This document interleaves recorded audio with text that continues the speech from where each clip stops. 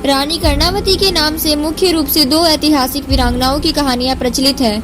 एक मेवाड़ की रानी जो राणा सांगा की पत्नी और महाराणा प्रताप की दादी थी, और दूसरी गढ़वाल की रानी जिन्हें नक्कटी रानी भी कहा जाता है। पहली मेवाड़ की रानी कर्णावती 1534 में गुजरात के बहादुर शाह ने चित्तौड़गढ़ पर आक्रमण किया, जिससे राज्य खतरे में पड़ गया। राज्य बचाने के लिए कर्णावती ने हुमायूं को राखी भेजी और उन्हें भाई मानकर सहायता की याचना की।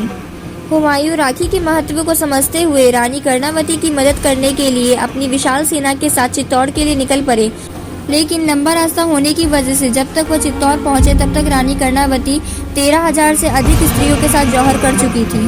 रानी के जौहर के बाद बहादुर शाह ने चित्तौड़ पर कब्जा कर लिया था। इस बारे में सुन हुमायूं ने बदला लेने के लिए चित्तौड़ पर हमला कर दिया।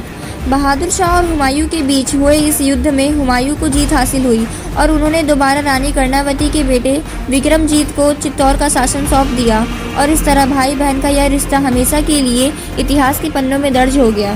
दूसरी, गढ़वाल की रानी कर्णावती।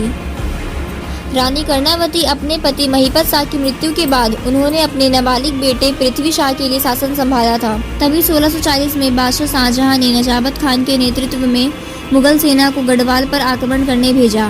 मुगल सेना ने राज्य पर आक्रमण किया।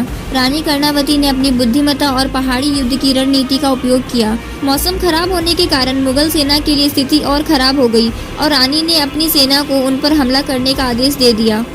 मुगल सेना की हार के बाद रानी कर्णावती ने शर्त रखी कि जिन सैनिकों को वापस जाना है वे अपने नाक कटवा लें।